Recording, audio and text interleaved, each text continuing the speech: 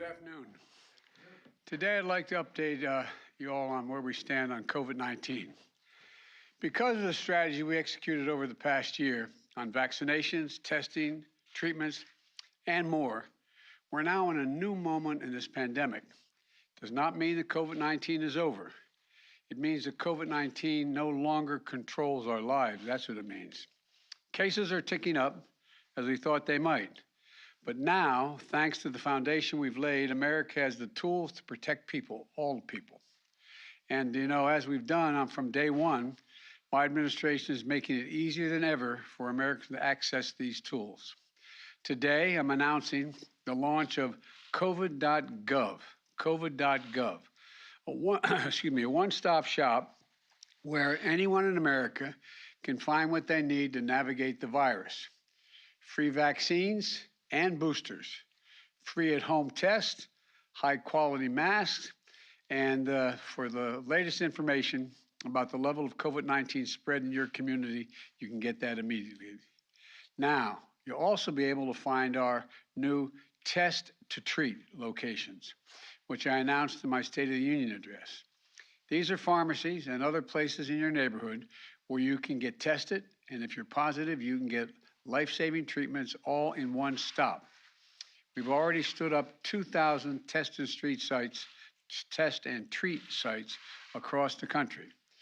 We have nearly 200 sites just to serve military families and veterans communities as well. What we've done throughout the pandemic, we've ensured these locations are the hardest hit, hardest to reach communities as well. The bottom line, no longer will Americans have to scour the internet to find vaccines, treatments, tests, or masks. It's all there. And just go visit covid.gov, covid.gov. And let me remind you, when I took office about 14 months ago, the pandemic was raging, the economy was reeling, and the deficit was soaring. Most schools were closed. We didn't have enough vaccines. The unemployment claims were sky high, and then we got to work and we delivered. Enough vaccines for every American months ahead of schedule. Effective treatments, at-home tests that are free and accessible. Over 99% of our schools are open again. Businesses are open again. And because of how we responded, we created more jobs last year than ever before, 6.7 million jobs. And by the way, we did it while cutting the deficit, the largest one-year deficit reduction in American history. Say that again, the largest one-year deficit reduction in American history. But none of that happened by accident. We're able to do it because we coordinated across the government, partnered with state and local leaders, governors on both sides of the aisle, and the private sector to leverage every resource we had to fight against this virus. We left no stone unturned, and we were able to do it because Congress worked with us and provided us the necessary funding. But now, just as we've reached the critical turning point in this fight, Congress has to provide the funding America needs to continue to fight COVID-19. We're already seeing the consequences of congressional inaction. The monoclonal antibody, take monoclonal antibodies, for example. They've helped save lives. This isn't partisan, it's medicine. But Congress hasn't provided enough money to keep purchasing these monoclonal antibodies. We've had to cancel planned orders and cut the supply we're sending to the states. Without more funding, we'll start to run out of them by the end of May. We've also had to scale back our plan to purchase more preventive therapies for Americans who are immunocompromised. Critical tools to protect the most vulnerable among us.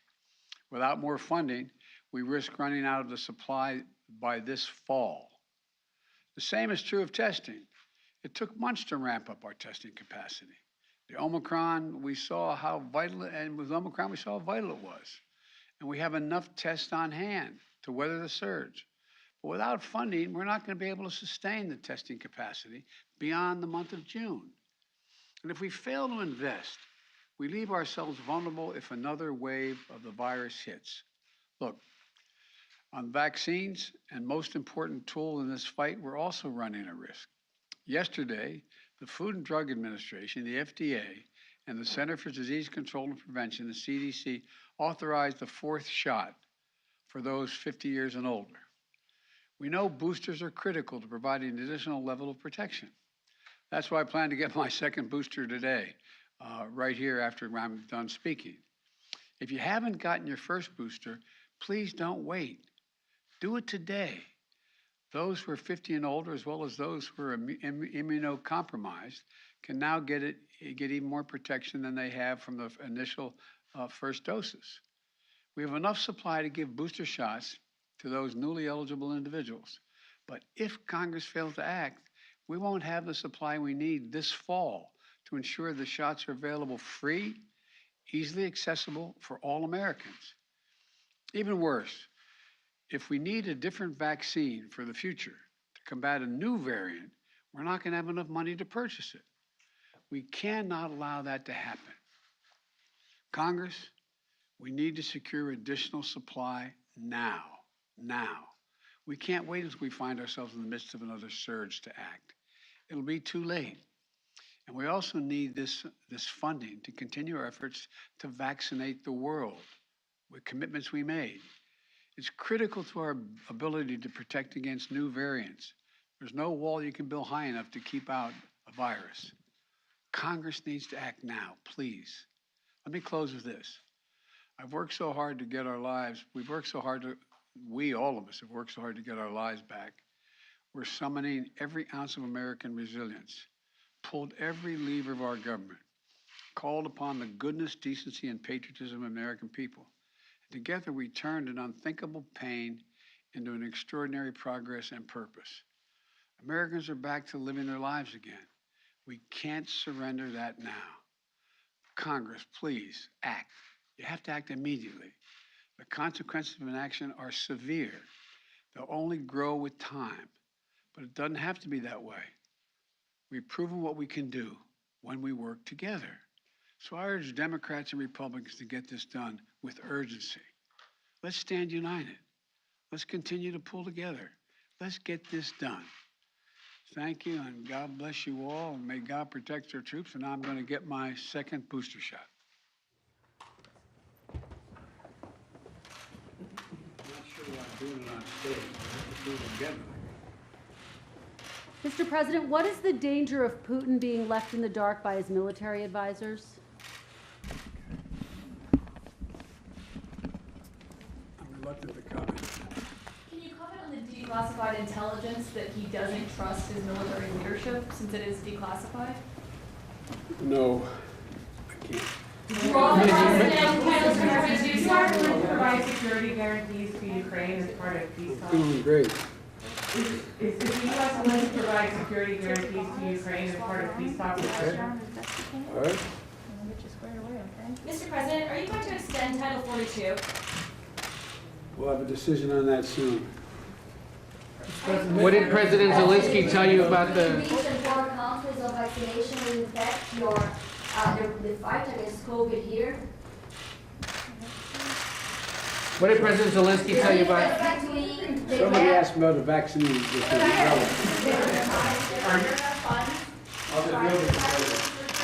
Wonderful. Mr. President, what did you hear from President Zelensky today about negotiations with Russia? I've always thought that it discourages people getting the vaccination when they watch people get a needle in their arm. So I apologize for discouraging them. It didn't hurt a bit, and I was able to roll my sleeve up, and thank you all for Can you meet with Trevor parents, Mr. President, while they're here in Washington? They say that you promised them a meeting. I'm going to see if I can get to see them. Today? They're good people. We're trying to work that out. Thank you. What did President Zelensky tell you? What did President Zelensky tell you about negotiations?